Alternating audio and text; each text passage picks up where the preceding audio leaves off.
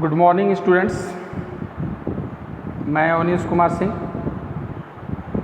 आज फिर से एक बार आप लोगों के सामने कक्षा 12 का वितान भाग 1 से अतीत में दबे पांव चैप्टर का तीसरा भाग व्याख्या का लेकर के उपस्थित हूँ। पहले 2 भागों में आपने देखा कि राखाल दास बनर्जी जो कि मोहनजोदड़ो और हड़प्पा शहर पंजाब पाकिस्तान में इस समय पड़ता है, सिंध नदी के तट पर,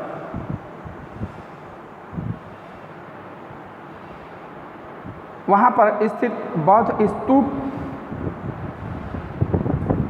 की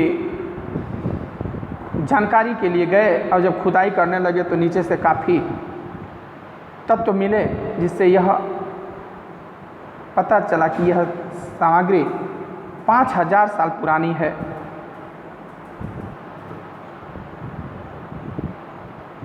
जो कि हमारी भारतीय संस्कृति और सभ्यता को विश्व की समस्त सभ्यताओं और संस्कृतियों से प्राचीन और श्रेष्ठ होने का पुख्ता प्रमाण है।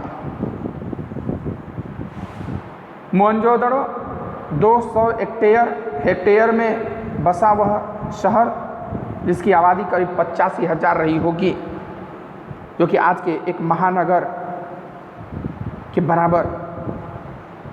वह शहर ग्रीड शैली में बसा हुआ, ग्रीड शैली अर्थात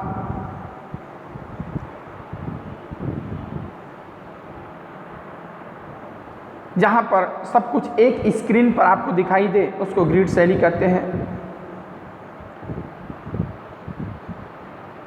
ग्रिड शैली में आधुनिक समय में ब्रासीलिया, चंडीगढ़ और इस्लामाबाद के शहर बसे हुए हैं। ग्रिड शैली जो होता है बड़ा सुंदर दिखता है, आपको सब कुछ एक ही जगह से दिखाई दे देता है। वहाँ खुदाई करने के बाद पता चला कि पक्के मकान, पक्की सड़कें, चौड़ी चौड़ी सड़कें, सब कुछ वहाँ पर नियोजित ढंग से व्यवस्थित था। मोहनजोदड़ो की साक्षर सभ्यता एक सुसंस्कृत समाज की स्थापना थी, लेकिन उसमें नगर नियोजन और वास्तुकला की आखिर कितनी भूमिका थी, यहाँ तक आपको पढ़ाया जा चुका था। अब हम आगे चलते हैं कि स्तूप वाले चबूतरे के पीछे गढ़ और ठीक सामने उच्च वर्ग की बस्ती है। जो स्तूप था बौद्ध स्तूप, उस चबूतरे के ठीक सामने उसके पीछे गढ़ था, यानी किला था, जहाँ पर कि सेना सिपाही वगैरह सुरक्षा में लगे रहते थे, और उसके ठीक सामने उच्च वर्ग की, यानी कि जहाँ पर सुरक्षा का चाक चौबंद व्यवस्था हो वहीं पर उच्च वर्ग की बस्ती रहती है, समझिए। और उसके पीछे 5 किलोमीटर दूर सिंधु नदी बहती है, और पूरब की इस बस्ती से दक्षिण की तरफ तक आपको पूरा खंडहर खंडहर दिखाई देगा।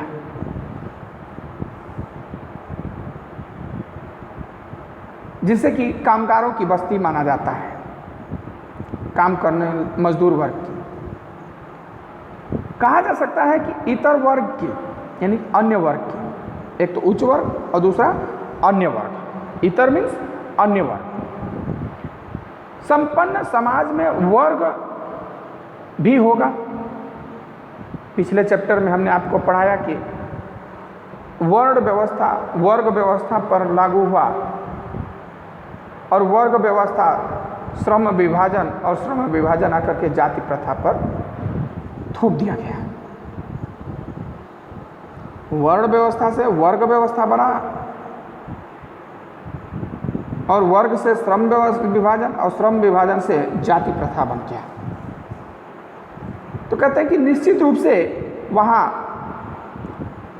निम्न वर्ग क्या नहीं था?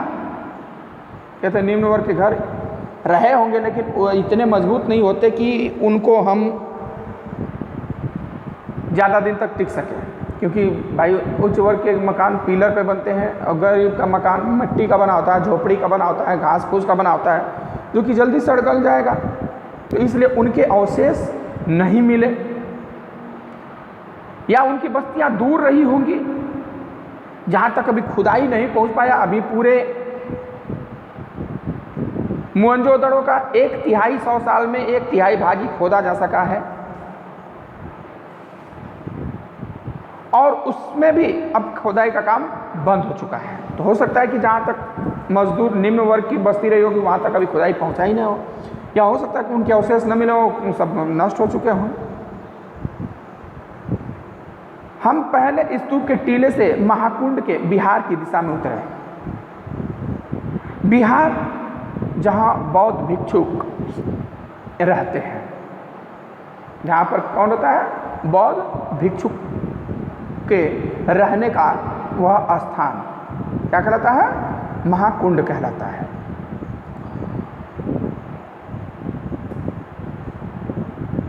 इसके आगे महाकुंड है। उतरे दाईं तरफ एक लंबी गली दिखती है, जब उतरे तो दाईं तरफ एक लंबी गली जा रही है और उसके आगे एक महाकुंड है। पता नहीं सयास है या संयोग की धरोहर के प्रबंधकों ने उस गली का नाम दैव मार्ग यानी डिविनिटी स्ट्रीट रखा है। एक होता है अनायास, यानी कोई काम बिना प्रयास के हो जाता है, अनायास ही हो गया भाई, प्रयास हमने नहीं किया। एक सयास यानी कि हमने प्रयास के साथ उस काम को किया। तो कहते हैं यार सयास प्रयास किया गया या संयोग रहा कि वो जो गली महाकुंड की तरफ जाती है, यानी महाकुंड, हवन कुंड इत्यादि, यानी कि दैवीय वहाँ पर क्रियाकर्म होता है,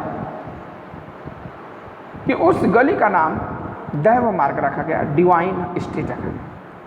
माना जाता है कि उस सभ्यता में सामूहिक स्नान किसी अनुष्ठान का अंग होता है।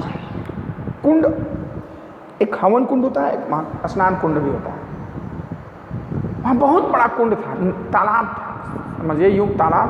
वो तालाब ऐसे तालाब नहीं मिट्टी के नहीं, वो पूरे पक्के निर्मित थे, सीढ़ी उड़ी बना हुआ था।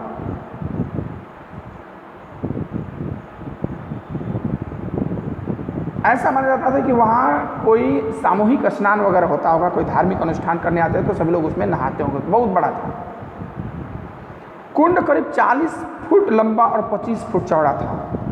25 बाई 40 का वो पोखरा,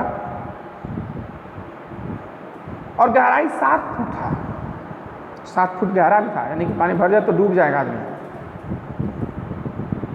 कुंड में उत्तर और दक्षिण से सीढ़ियाँ उतरती हैं, उससे उत्तर साइड में और दक्षिण साइड में सीढ़ी बना हुआ है, बाकी सीढ़ी नहीं है, लेकिन पूरा पक्का कुंड था।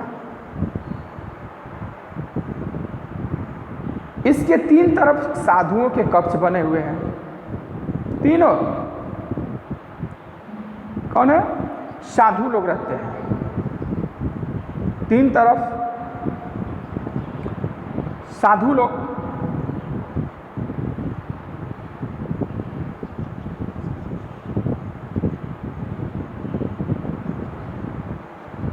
के रहने का कक्ष बना हुआ है। उत्तर में 2 पात में 8 स्नान घर हैं। देखिए महाकुंड था, लेकिन उसमें कोई तालाब में, जैसे ये तालाब कुआं है, तालाब है, परंतु इसमें कोई भी व्यक्ति ऐसे कूद करके नहीं स्नान करेगा। पर्दा भी था नहाने के लिए, वहाँ पर स्नान घर बने हुए थे, बाथरूम बने हुए थे। 8 एक लाइन में, 8 दूसरी लाइन में, और उसमें आप जाइए, नहाइए, कपड़ा चेंज करिए, नहाकर कपड़ा चेंज करने के लिए होता ना।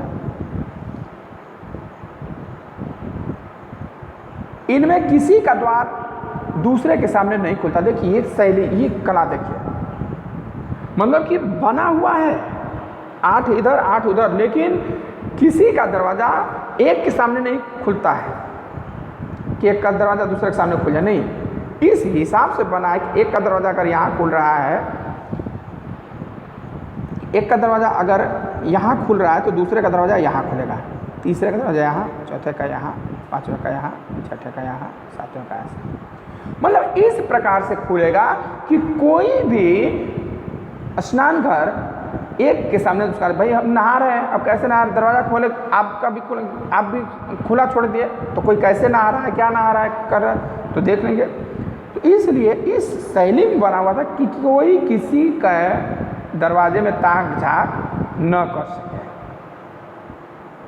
इस कुंड में खास बात पक्की ईंटों का जमाव है। पूरा जो तालाब था वो पक्के ईंटों से बना था। कुंड का पानी रिस न सके और बाहर का अशुद्ध पानी कुंड में न आ सके, इसके लिए कुंड के तल में और दीवारों पर ईंटों के बीच चूने और चिरोड़ी के गारे का इस्तेमाल हुआ।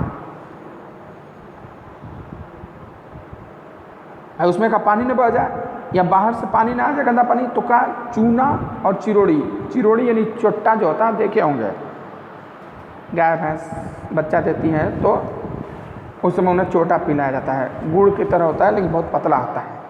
उसको चूने में मिला दीजिए ना तो वो एकदम से पत्थर टाइप का हो जाता है। चूना ये जो होता है, देखे हम लोग, उस चूने को उस चोटे में मिला दीजिए, सीरे में, चिरोड़ी चोट्टा या सीरा उसको बोल रहे हैं, सीरा जो मिला करके कहीं लगा दीजिए ना, वो एकदम पत्थर हो जाएगा, छोड़ेगा नहीं, समझ लीजिए। पार्श्व की दीवारों के साथ, पार्श्व मीन्स पीछे, पार्श्व मीन्स होता है पीछे की दीवारों पर ईंटों के बीच खड़ी की गई दूसरी दीवार खड़ी की गई, जिसमें सफ़ेद डामर का प्रयोग है। डामर पीछ जो था, हम काले पीछ देखते हैं, वहाँ सफ़ेद डामर भी उस समय हुआ। कुंड के पानी के बंदोबस्त के लिए एक तरफ कुआं है दोहरे घेरे वाला, यह अकेला कुआं है। इसे भी कुंड के पवित्र या अनुष्ठानिक होने का प्रमाण माना गया है। कुंड से पानी को बाहर बहने के लिए नालियां हैं। इनकी खासियत यह है कि ये भी पक्की ईंटों से बनी और ईंटों से ढकी हुई। उस कुएं में, उस तालाब में पानी कहाँ से आएगा भाई, बारिश नहीं होगा तो कुआं है, उस कुएं से उसमें पानी जाता था। और जब तालाब का पानी गंदा हो जाएगा, कुंड का पानी, तो वो कहाँ निकलेगा, फिर नाली बना था, उस सब पानी बाहर भी निकल जाएगा, सब पानी बाहर भी निकल जाएगा। देखिए, ये देख रहे हैं कितनी बड़ी नाली है ये नाली। इस प्रकार से नाली चारों तरफ से बनी हुई थी, क्योंकि उस पानी को बाहर निकाल सके। जल निकासी का उत्तम प्रबंध जो सिंधु घाटी की अनूठी विशेषता है। पक्की और आकार में समरूप ईंटें तो सिंधु घाटी सभ्यता की विशिष्ट पहचान मानी गई है। पक्के ईंट और आकार में समरूप यानी एक ही आकार, वो उसकी विशिष्ट पहचान मानी गई। शायद उसी से लेकर के आज हम समरूप ईंट बनाते हैं। ढकी हुई नालियों का उल्लेख भी पुरातात्विक विद्वान और इतिहासकार जोर देकर करते हैं। तो वहाँ जो नालियाँ थी वो ढकी हुई थी, खुली नाली नहीं थी, पानी उसमें नहीं सड़ रहा है, बजा रहा है, कीड़े पड़ रहे, नहीं, ढकी हुई नालियाँ थी। पानी निकासी का ऐसा सुव्यवस्थित बंदोबस्त इससे पहले के इतिहास में नहीं मिलता है। जो पानी के निकास का बंदोबस्त था, देखिए पानी के निकास के बगैर नंदगंज और सर आसपास गांव घर देखिए बजाते हैं, कितना भी रोड बना दिए लेकिन पानी का निकास नहीं करेंगे तो वो साफ़ सुथरा नहीं रह सकता। तो रोड बनाने से पहले है कि पानी के निकास की उत्तम व्यवस्था कीजिए, और पानी का निकास उधर होगा जिधर से ऊंचाई की तरफ से खाल की तरफ जाएगा, जिधर ढाल होगा। महाकुंड के बाद हमने गढ़ की परिक्रमा की, जो किला था, जो स्तूप था, उसका परिक्रमा उनका घुमा उसके चारों तरफ। कुंड के दूसरी तरफ विशाल कोठार है। कोठार मीन्स भंडार घर, स्टोर रूम। कोठार मतलब भंडार घर या स्टोर रूम जिसको कह सकते हैं। कर के रूप में हासिल अनाज शायद यहाँ जमा किया जाता था। कर यानी टैक्स के रूप में जो अनाज मिलता था, उस समय अनाज ही लोग टैक्स के रूप में देते थे, रुपया पैसा किसके पास था, वो जाकर के उस भंडार गृह में जमा होता था। इसके निर्माण रूप खास कर चौकियों और हवादारी को देखकर ऐसा कयास लगाया गया है। यहाँ 9 चौकियों की 3 कतारें हैं। उत्तर में एक गली है जहाँ बैलगाड़ियों का जिनके प्रयोग के साक्ष्य मिले हैं ढुलाई के लिए आवागमन होता होगा। ठीक इसी तरह का कोठार हड़प्पा में भी पाया गया। वहाँ चौकी बनी है जहाँ की रख सके उसके देख रेख करने वाले। इन स्टेशन और उसके ठीक सामने रोड है जहाँ की बैलगाड़ी आगे भाई स्टोर है, अनाज आएगा तो सर पे कोई कितना ढोएगा। दूर दूर गांव से टैक्स वसूल करके आना है तो आता था बैलगाड़ी से, वहाँ से उतार करके उस स्टोर रूम में रखा जाता है। और ऐसा ही भंडारगृह कोठार हड़प्पा में भी देखने को मिला। अब यह जग जाहिर है कि सिंधु घाटी के दौर में व्यापार ही नहीं उन्नत खेती भी होती थी। जग जाहिर है मतलब सब लोग जानते हैं, पूरा विश्व जानता है कि सिंधु घाटी की जो सभ्यता है उसमें व्यापार ही नहीं होता था, उन्नत किस्म की खेती भी होती थी। भाई खेती नहीं होता तो अनाज कहाँ से आता? खेती नहीं होता तो अनाज कहाँ से आता? बरसों यह माना जाता रहा था कि सिंधु घाटी के लोग अन्न उपजाते नहीं थे। पहले यह माना जाता था कि सिंधु घाटी के लोग अन्न नहीं पैदा करते, खेती नहीं करते थे, उसका आयात करते थे, यानी बाहर से मंगाते थे। लेकिन बाहर से मंगा करके आपको कोई टैक्स तो देगा नहीं। भाई बाहर से मंगा करके हम खुद खरीद करके आपको क्यों टैक्स दें उसमें से? नई खोज ने इस ख्याल को निर्मूल साबित किया है। जब कोठार मिल गया तो जो लोग कहते थे कि नहीं यहाँ सिंधु घाटी में खेती नहीं होता था, ये लोग अनाज खरीदते थे, तो जो कोठार मिला जिसमें भंडारगृह जिसमें अनाज टैक्स के रूप में जमा होता तो कहाँ से आता था? तो वह परंपरा, वह बात झूठी हो गई। बल्कि अब कुछ विद्वान मानते हैं कि वह मूलतः खेतीहर और पशुपालक सभ्यता ही थी। अब लोग कहते हैं कि नहीं, सिंधु घाटी की जो सभ्यता थी वो मूल रूप से क्या थी? खेतीहर यानी खेती करने वाले और पशु पालने वाले की सभ्यता ही थी। लोहा शुरू में नहीं था पर पत्थर और तांबे की बहुतायत थी। वहाँ लोहा नहीं था, पत्थर तांबा था, उसी से वो औजार बनाते थे, हथियार बनाते थे, खेती करने के लिए, शिकार करने के लिए इत्यादि जो भी काम करने के लिए था। पत्थर सिंध में ही था, तांबे की खानें राजस्थान में थी।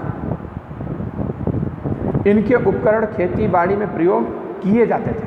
पत्थर तो सिंध में मिल जाता, लेकिन तांबा का खान जो था वो राजस्थान में था, वहाँ से हो जाता था और उनसे औजार बनते थे जिससे कि खेती बाड़ी करने के काम में आते थे। जबकि मिस्र और सुमेर में चकमक और लकड़ी के उपकरण इस्तेमाल होते थे। मिस्र की जो सभ्यता है वहाँ लकड़ी और चकमक एक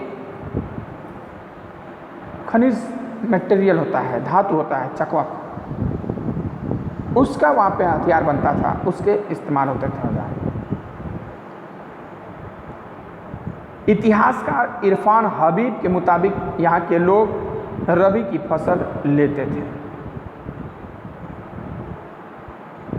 इतिहासकार हबीब एक इतिहासकार थे जो बताते हैं कि यहाँ के लोग क्या करते थे? रबी की फसल कितने प्रकार की होती है? फसल 3 प्रकार की होती है,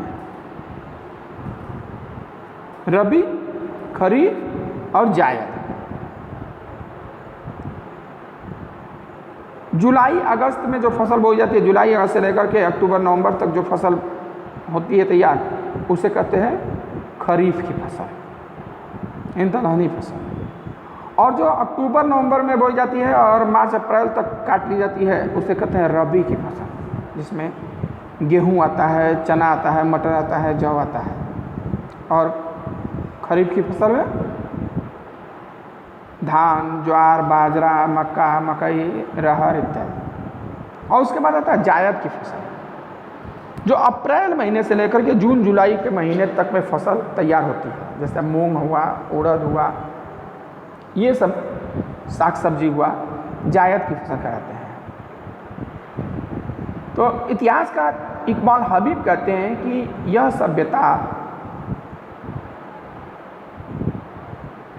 में शायद एक ही फसल होता था और वो रबी का फसल, यानी कि जौ, गेहूँ, ज्वार, बाजरा, जौ, गेहूँ, चना, मटर इत्यादि बना, सरसों, तीसी। कपास, गेहूँ, जौ, सरसों और चने की उपज के पुख्ता सबूत खुदाई में मिले हैं। वह सभ्यता का तर युग था जो धीमे धीमे सूखे में ढल गया। तर युग यानी कि सिंचाई का उस समय साधन था, पानी की व्यवस्था थी, तो ये फसल हो पा रहा था। लेकिन धीरे धीरे पानी का असुविधा होने लगा और सूखा के कारण वहाँ सब फसल बंद हो गया, और शायद इसीलिए उस सभ्यता को, संस्कृति का अंत भी हो गया। ठीक, अब आज के लिए इस वीडियो में इतना ही। अब अगला व्याख्या अगले वीडियो में भेजेंगे आपको। अगर आपको इस वीडियो में कोई समस्या हो, कोई परेशानी हो, आप हमें फ़ोन करके या कमेंट करके पूछ सकते हैं। अगर वीडियो अच्छा लगे तो ज़्यादा से ज़्यादा इसको लाइक, शेयर और कमेंट करें। शेयर करें इसको ज़रूर से ज़रूर। धन्यवाद।